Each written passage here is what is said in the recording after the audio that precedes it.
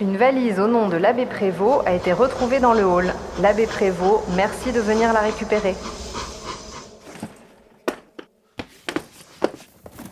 Alors, voyons voir. Dans la valise de l'abbé Prévost, il y a une Bible très abîmée, le portrait d'une femme magnifique, un dictionnaire anglais-français, des menottes. Mais qu'est-ce que ces objets représentent ?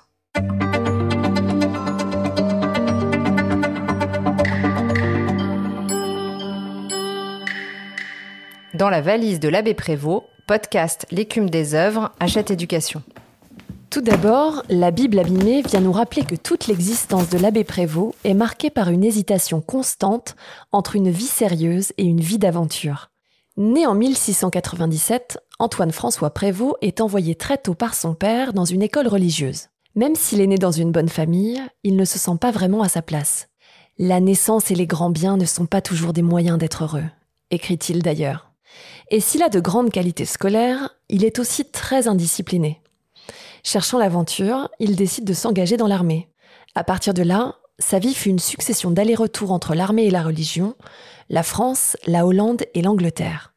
Suivant tantôt son désir de liberté, tantôt une maîtresse dont il est fou amoureux, toute sa vie est entourée de mystères et dégage une aura romanesque.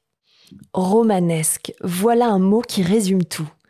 Parce que le problème, ou plutôt le moteur de l'abbé Prévost est là.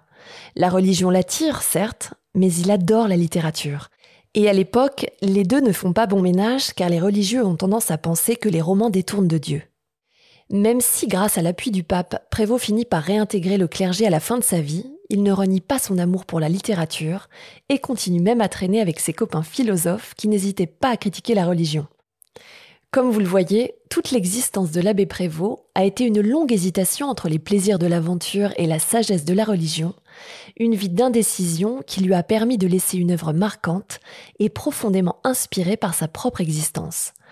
Comme disait l'écrivain Sainte-Beuve, sa vie fut pour lui le premier de ses romans. Ce qui nous amène d'ailleurs au deuxième objet.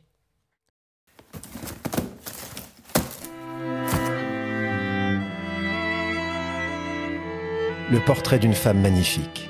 Oh, cette femme, c'est probablement Manon Lescaut, le personnage qui rendit célèbre l'abbé Prévost et qui fait qu'on parle encore de lui aujourd'hui.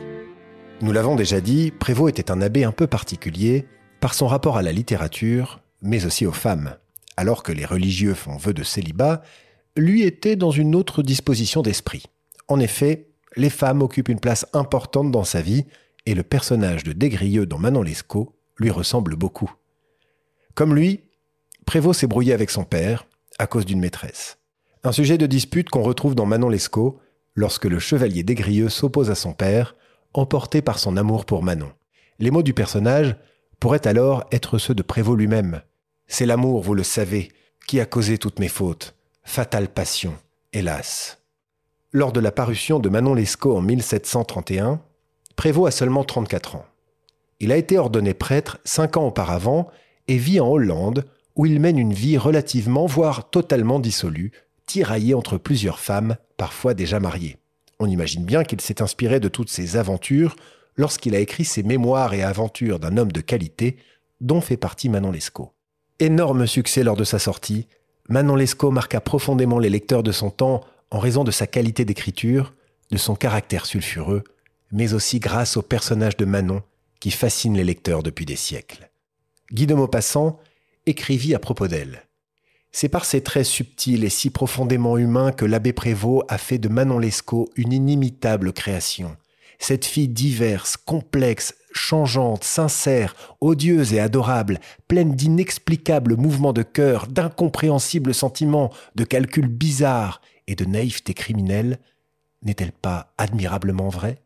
En s'inspirant de romans psychologiques tels que La princesse de Clèves de Madame de Lafayette, Prévost livre, dans Manon Lescaut, le portrait d'une femme libre, étonnante, qu'on déteste par moments, qu'on est tenté d'admirer parfois et dont les interprétations sont aujourd'hui encore très nombreuses.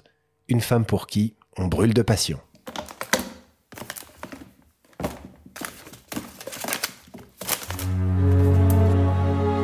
Un dictionnaire anglais-français ? Ah oui, mais bien sûr, un dictionnaire, c'est l'endroit où les mots de diverses origines se croisent.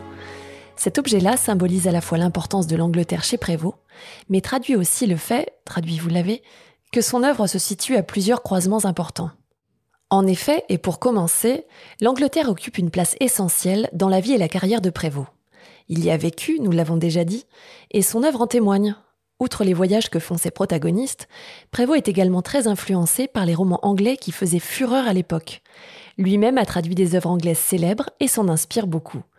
On lui doit notamment les traductions françaises de certaines œuvres de Samuel Richardson, un auteur qui a eu une influence énorme en France grâce à ses romans épistolaires et sentimentaux mettant en scène des jeunes gens confrontés à des choix moraux.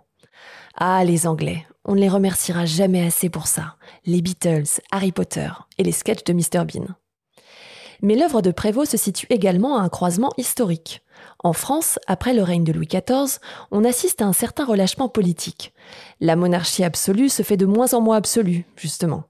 Louis XV n'étant âgé que de 5 ans lors du décès de Louis XIV en 1715, il ne peut pas régner tout de suite. Se met alors en place une régence. Philippe d'Orléans, neveu de Louis XIV, prend la tête du pays. C'est un homme cultivé et progressiste qui va assouplir le pouvoir royal. On considère généralement la Régence comme une période de liberté, notamment pour les artistes. C'est une époque charnière entre la rigueur classique et le renouveau des Lumières. Et c'est dans cette période de transition, qui traduit un désir profond de liberté, que Prévost vit et compose une grande partie de son œuvre. Enfin, cette œuvre elle-même se situe au croisement de beaucoup d'influences. Manon Lescaut est un roman dans lequel on peut retrouver des aspects très classiques, qui rappellent le roman psychologique du XVIIe siècle, mais il a également des caractéristiques très modernes, s'inspirant à la fois de la liberté et des questionnements moraux de son époque. Il prend un peu de la richesse exubérante du roman baroque et s'inspire aussi des romans picaresques en présentant des héros de mauvaise vie. Le tiraillement du chevalier Des-Grieux entre la raison et les sentiments, le devoir et la passion, n'est pas sans rappeler la tragédie classique ou les œuvres de Corneille et pourrait même préfigurer le romantisme et ses héros malheureux chahutés par la vie. Mais malgré cette tension puissante entre la moralité et l'immoralité, ou ses influences graves, Prévost parvient tout de même à injecter de l'humour dans son récit d'apprentissage, montrant encore une fois que son œuvre est multiple, riche et complexe. Comme vous pouvez le voir, la vie comme l'œuvre de l'abbé Prévost se situe à un carrefour de langue, de culture, d'influence et s'enrichissent des croisements qui s'y trouvent. Mais cela n'explique pas entièrement le succès de Manon Lescaut. Il faut dire que dans ce roman, Prévost n'a pas hésité à bouleverser les mœurs de son temps en mettant en scène des personnages libres et scandaleux. Et ça, ce n'était pas sans danger.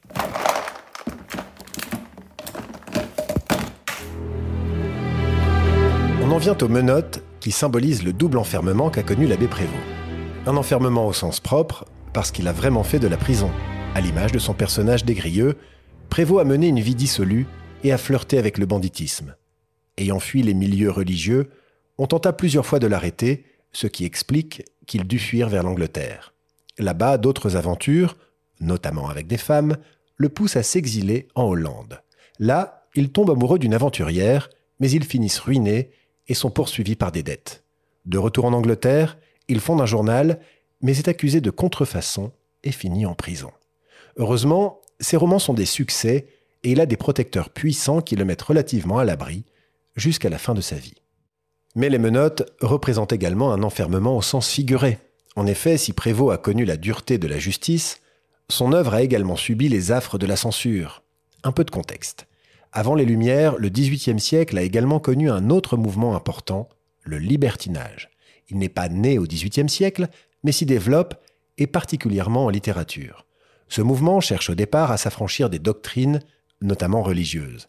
Les auteurs libertins critiquent la morale, font la promotion des plaisirs des sens et se présentent comme des libres penseurs. Ils sont provocants et font souvent scandale. Bien sûr, l'abbé Prévost n'est pas libertin au sens strict du terme. Il était quand même abbé. Et il serait abusif de dire que Manon Lescaut est un roman libertin. Mais même s'il s'en défend, Des-Grieux est souvent qualifié de libertin par les autres personnages.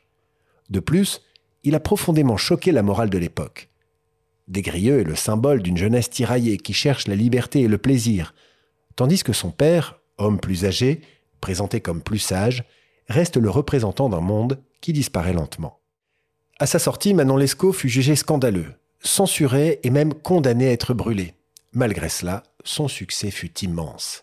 Montesquieu, Un célèbre écrivain et philosophe des Lumières, faut-il le préciser, en parle ainsi.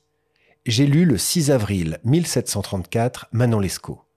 Je ne suis pas étonné que ce roman, dont le héros est un fripon et l'héroïne une catin, plaise, parce que toutes les actions du héros ont pour motif l'amour, qui est toujours un motif noble, quoique la conduite soit basse. Un peu oublié à la fin du XVIIIe siècle, Manon Lescaut fut redécouvert par les romantiques au XIXe siècle. Alfred de Musset en parle dans un poème, et George Sand écrivit même une version inversée, Léon Léonie, cherchant à faire de Manon Lescaut un homme, de Des-Grieux une femme. Ce roman, comme son illustre modèle, choqua la morale et fut censuré. À croire que l'histoire est un éternel recommencement.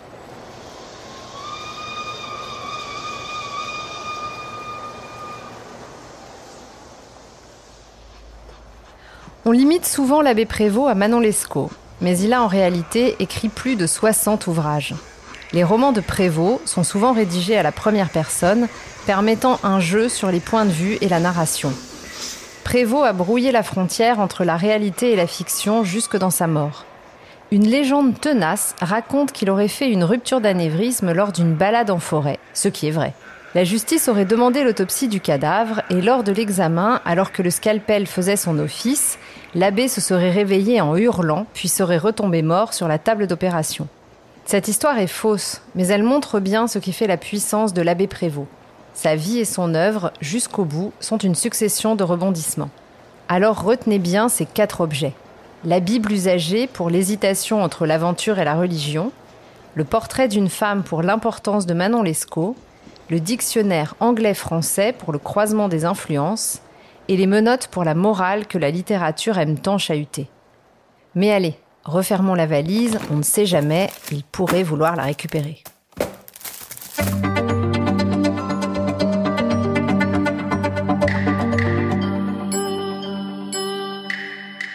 Dans la valise de l'abbé Prévost, podcast L'écume des œuvres, Hachette Éducation.